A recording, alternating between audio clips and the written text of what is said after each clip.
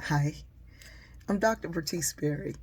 Years ago, when I was in graduate school, my roommate and I, Dr. Bernita Berry, truly that's her name, we're not related.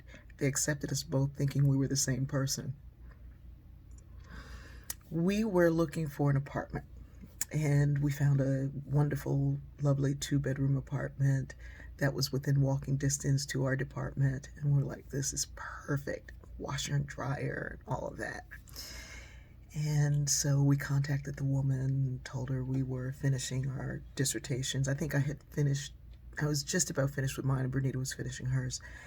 And so we were like, this is perfect, within walking distance, if it's like the pictures say. And she's like, oh, yes, it is. And you guys sound fantastic, and la la la. And come do a walkthrough, and I'll have a lease. And if you want it, you can take it and bring the deposit. And so we said, yeah. So we go over and knock on the door, and the woman looks out, and she's like, oh, I'm sorry, it's taken. And we were like, yeah, by us. We just talked to you. She's like, no, no, no, I talked to two doctoral students. I was like, yeah, that's us. And she's like, no, no, they didn't sound. She wanted to say they didn't sound black or African American or whatever it was that she would have used. Um, she was confused that we could be who we were, and we were confused that she wouldn't accept us as being who we were.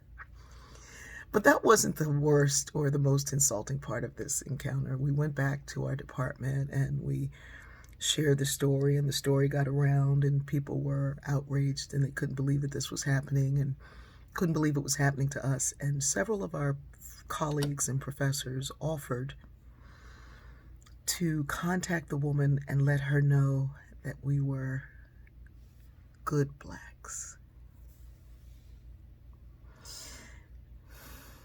As my mother would say, nobody has a monopoly on stupidity. Here were these professors who taught sociology and race and stratification, the unequal distribution of wealth, power, and prestige in a society, and they were creating another class of people, good blacks. Yeah. We keep doing this stuff where we need to create clusters in our mind and groups and groupings of what is acceptable and what is not, what is good and what is not. I remember as a child, and the teacher said, if you could wave a magic wand and do anything, what would you do? And I said, I would get rid of better and worse. But how do you do that? How do you do that in a world where people really are vying to be better than somebody else, smarter than somebody else, richer than somebody else, thinner than somebody else, lighter than somebody else? And these measurements of good and bad don't look like me. I am determined to share what I know in a way that will invite others to want to learn and find out more. But there's a point where you have to pick up your own book. You have to look beyond what you think you know and trust that maybe you don't know enough. There's no way in this world that I could read all the books that I want to read. There's no way that I can absorb all the information that I want to absorb. I start with what I like, what I'm interested in, and I keep going down that rabbit hole until I find that morsel and I go, whoa. And then I share it.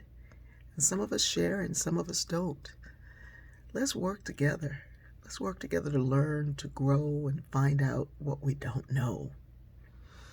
Even the brightest among us has been socialized by a system that doesn't know. And when you refuse to know, it's no longer ignorance, it's stupidity. We're gonna get there, babies. We gotta start working now.